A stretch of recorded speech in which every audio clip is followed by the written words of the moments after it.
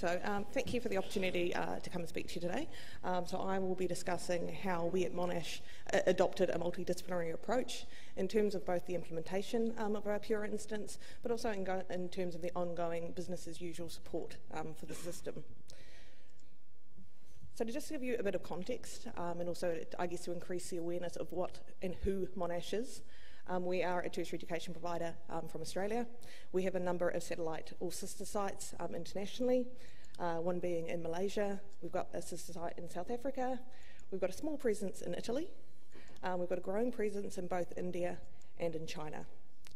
In terms of where we are located in Australia, we are a short 24-hour flight from where we currently are, and we are based in Melbourne, Australia. Within Melbourne, we do have 4 sites within the city. They are quite disparately located, with our predominant one being in Clayton, about 40 kilometres from the city centre.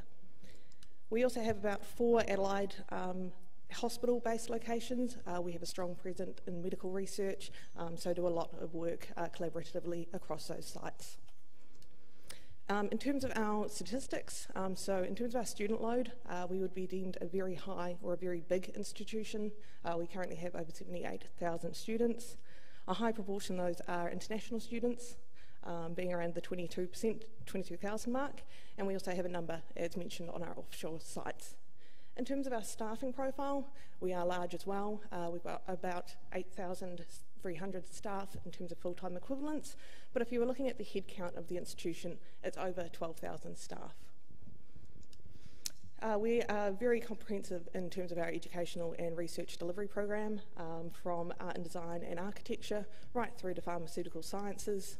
In terms of the volume we produce, we're around 10,000 to 12,000 outputs per annum. We were the second highest in terms of external research income in Australia last year, topping the $410 million mark, and we submit about 3,500 research funding applications per year. So we are a large-scale institution, and we process a high volume of research-related information on an annual basis. In terms of the rankings, so Monash has performed particularly well over the last 10 years, and the reason that I highlight this slide is because that kind of coincides with the implementation of a new research strategy. Now, if you look on an international perspective, there's nothing too dissimilar from some of the other research strategies. Apologies, I'm shaking. So we have pillars around research excellence, around retention and recruitment of excellent staff, but one of the key pillars in that research strategy was around the professionalisation of research management.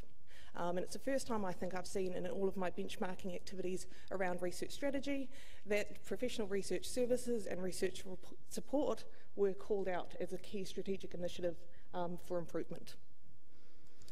So in terms of our Pure instance at Monash, again, we have quite a comprehensive implementation of the product. I think the only modules we don't currently use are student theses and data sets. And as mentioned at this conference previously, we like to think of Pure as supporting the research lifecycle at Monash. So a bit of background in terms of our implementation. So Pure was implemented in July 2016. We currently have over 6,000 users of the system, and that's not including all of our adjunct appointments that also have some access to it. We currently have over 625 external profiles. And we use the information as more of a carrot incentive model for probation's performance development and promotion. So we have the premise that if it's not in Pure, it is not counted for any of those purposes. One of the key value propositions that we adopted in the implementation of Pure was to try and move away from isolated, disparate systems, obviously to one collective system where all of the research information management for the system for the university was maintained and was easily reused. So as part of the professionalising research management services pillar of the research strategy, it was around trying to upskill and develop the capacity and capability of the institution in terms of providing strategic research support. So it was about shifting people away from the transactional, low-value activities, answering the mundane questions about how do I enter my publication, what's the deadline for that, to allowing them to transition and use that time in a more strategic value-add operation. So before the Pure launch, as I mentioned, we had a number of systems. They were predominantly paper-based, so the implementation of Pure allowed us to gain significant efficiencies in terms of the digitisation of our processes. The relevant section, or the relevant systems were owned by those independent sections within the university, so there was no collective viewpoint in terms of the value add of that for the institution, or no institutional perspective on enhancements or configurations. I'm sure Monash is not in isolation in saying that we had a system where we had developed and customised it to the extent for our business process that meant that any upgrade or any amendment to that was comparable to a new system implementation. So the premise for the purchase and the integration of Pure was to try and utilise the system with as much of the out-the-box functionality as we could and adapt our internal processes to suit. Now this was a significant change period for the institution, but because we had that pillar within the research strategy, we had the support from the top of the institution to make that change. As mentioned before, all of the research management professionals answered a lot of the research questions from the institution, and training and development was delivered more in a face-to-face manner. Now, I'm not sure of your engagement from researchers in terms of learning research information management systems, but we did not see this as a high-value activity going forward. So what we did is we established a multidisciplinary team. When we're talking about the modules within Pure, we had business process owners for each of those modules, and they were given the remit institutionally to review all of the processes and procedures as they relate to research management for the institution. Now, beyond just thinking about the processes within a system, we also had the remit to look at the support services for the institution and how they were provided and how they add value to the institution. So one of the key outcomes of this review was the centralisation of the support structure for publications. So prior to the review, there were about, I think we did a survey, and about 50 FTE or 50 heads count of staff indicated that they had some interactions or some responsibility for publications. We centralised that service, and we now have 10 FTE doing that for the whole institution. So they're processing and validating the 10 to 12,000 outputs, which was a significant saving for the institution. And we also established a business change network within the institution that had faculty representation on that committee. They were essentially the agents of change and the champions within the community that was advocating for the implementation of Pure, and also answering any of the complicated questions. So in terms of the stakeholders that we have that interact with Pure, it's quite an extensive list, and it might not necessarily be a list that's comparable to what's implemented in your institution. But if we're talking about the business process owners, so you've obviously got obvious interactions. So the Monash Research Office own prizes, applications and awards. The Research Outputs Collection Services own publications, but we've got a data governance team that are directly responsible for some of the data quality within Pure, so they look after the master tables and the master data lists within the system. In terms of the approach for Pure BAU, so when we established the business process owners through the implementation of Pure, that essentially was also the governance structure for Pure internally. So whenever there were decisions around configurations, if there were decisions around some of the issues within Pure, that was documented and created basically an issues paper for consideration by that group. So it developed a community, I guess, of practice to a certain extent, where we thought collectively from an institutional perspective the potential ramifications of some of the business decisions we were making. That also enabled us to think about prioritisation from an institutional perspective, and not necessarily just the isolated teams within the university. An example of that, until recently, there was an announcement by the ARC that they were going to delay our ERA submission, which was due next year. But before that, we'd already started initiations with the relevant business process owners around upgrades. From our perspective, from an ERA team management, we needed upgrades to happen quite promptly post-release. But of course, we've got the Monash Research Office, who have their major grant rounds during that time and need system stability. So it's about providing that collective institutional oversight, but also thinking about the potential ramifications for other teams within the institution. What we also did is we introduced quite a successful 4-tier response model. So tier 0.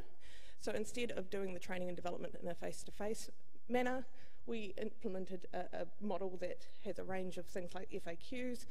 It's the type of material that at the point in time a researcher might need it. They might be at home when they're doing their grant application after hours. So this just provides a place for them to go and get ready when they need it information. Tier 2 was what we deem Monash Connect. So this is basically the customer service level of Monash. So it's the service desk to a certain extent, but they are customer representative kind of professionals, and we upskilled them to be able to answer some of those transactional level inquiries. So they could direct people on how to add a publication, they could direct people for deadlines and dates and things like that. So just alleviating that level of, I guess, transactional activity from research managers. And then of course you've got the 2 upper tiers from that being an escalation pathway if those lower tiers can't resolve the issue.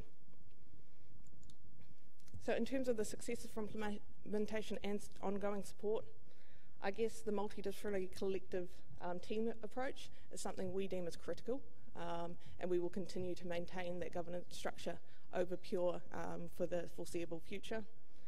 It was about bringing those collective perspectives and those different perspectives about the potential ramifications that in isolation you might not be able to see on your colleagues or on the wider institution. And currently we do have fewer business process owners than we did in implementation, and that's just to streamline some of the decision making.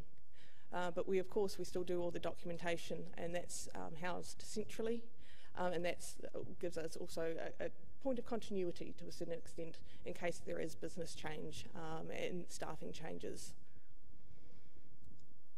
So where are we now? As I said, we still have the governance group that provides collective oversight, and it's the key to understanding the potential ramifications of system enhancements, configurations, and it provides, I guess, a level of oversight. We have faculty's deliverables, so when we were centralising services such as the research outputs collection services, we had a number of faculties concerned that the service provision wouldn't be as to a level as they'd had it when they had the staff, of course, within the faculty. So we've got a certain number of criteria that we have to meet to make sure we're delivering on those objectives. Currently, over about 65% of the queries that we have that are directed to the My Research team or the Monash Connect team are resolved at that Tier 1 level. So that's freed up a lot of capacity for the research professional staff to be able to deliver on those value adds. So whether it's sitting down with the researcher and being able to work through a funding application, doing additional compliance checks, it's just adding a certain level of additional value to our stakeholders. We've maintained the business change network, and that's the network in which we communicate any changes to the Pure system or any enhancements, and that also keeps them as a champion out in the community for us. We've got full business engagement in terms of enhancements and testing. So to put it in perspective, during the Pure implementation, Monash had around a team of about 9 FTE sitting within the eSolutions portfolio to support the system. We had that for about 12 to 18 months post-implementation, but as of this year, that has reduced down to 2.5 FTE. So when you're thinking from a technical perspective that we've only got 2.5 staff within our IT department, we've got to be very cognizant of the areas of priority for the institution and make sure we are delivering what is needed within the limited resources that we currently have. That's also meant that the business has a significant input in terms of the testing.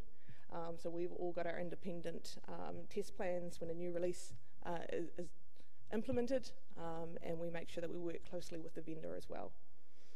And I guess key is also just thinking about us as one collective team. We're not the individual components that make up the research services within Monash. We are kind of the My Monash support. And I guess just in terms of closing, so where are we now? So I don't know if you can read any of those stats, but we do have a significant volume of research information management information housed within Pure. We use it for a range of purposes. We do also use things like SciVal in terms of institutional performance monitoring, in terms of benchmarking, but from an institutional perspective, Pure is the source of information for that. There you go. I don't know how quick I was. Probably really quick. Ah, there we go.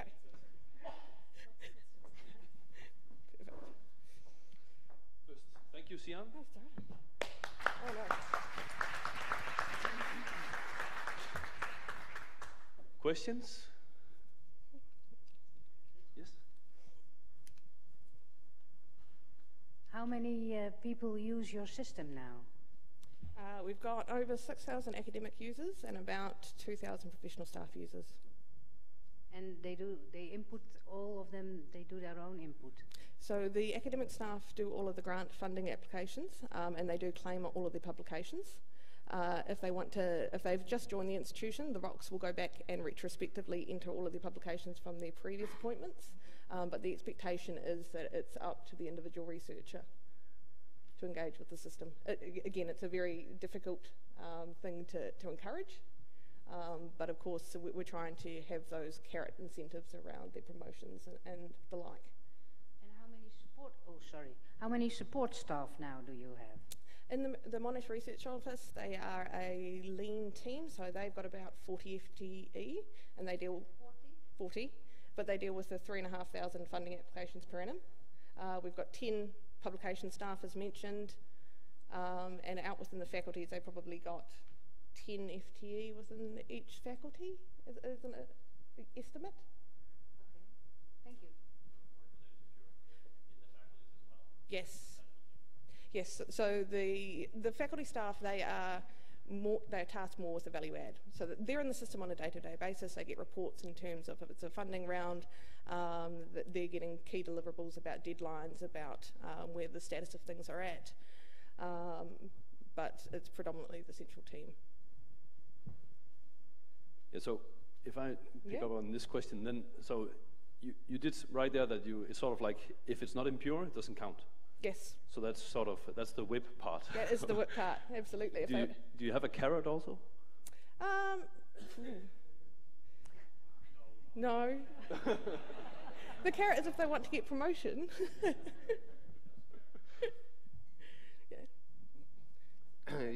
Maybe I missed it, but how do you organize the business engagement? How do you organize the adoption of the faculty or the continuation of the adoption? Sure.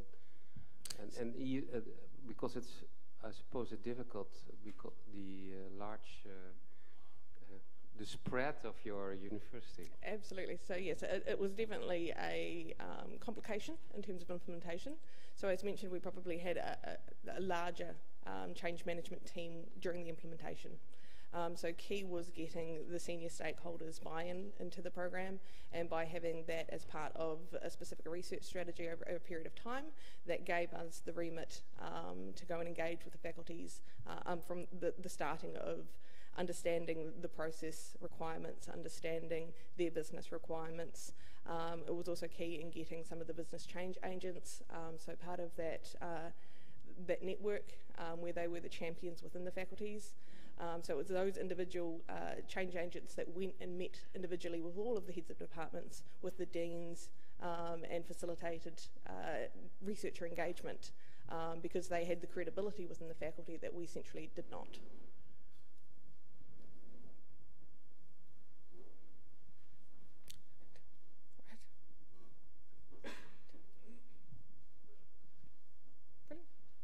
I have a question. Well, sure.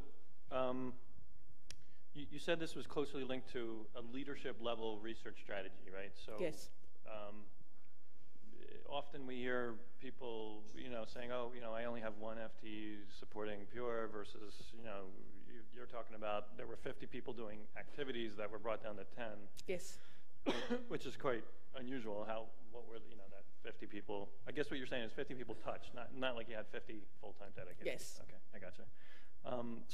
But I mean, like broadly speaking, it seems like a lot of people have a challenge of sort of telling a story of how such a system will create the efficiency in order to get that kind of endorsement from leadership. And how did that come about at Monash, where they sort of saw that they had duplication across schools and that they were, this amount of energy was being put in just not efficiently? I think it was an identification of the system that they had at that point in time. So as I mentioned, it was a highly customised system to their needs. It was also a process of identification that they needed to digitise some of the processes to gain those efficiencies. So prior to the implementation of Pure, they had manual cover sheets that they'd have to go out and get all of the heads of departments, the researcher, the dean's signature on. So when you're thinking about a high volume such as probably in one funding round we submit 700 applications in a 2-week program of work. So if we've got that level of activity going out trying to get physical signatures on documents, I think the justification for introducing something with a workflow online was quite easy to make. But in saying that, around the ROCS and the ROCS processes, we had to do a survey out to the community and get their engagement to actually gauge the level that is done independently. By the ROCS, you mean, is that like research office centers or something like that? That was the research outputs collection services, sorry. I could call them short. Okay, all right, thank you.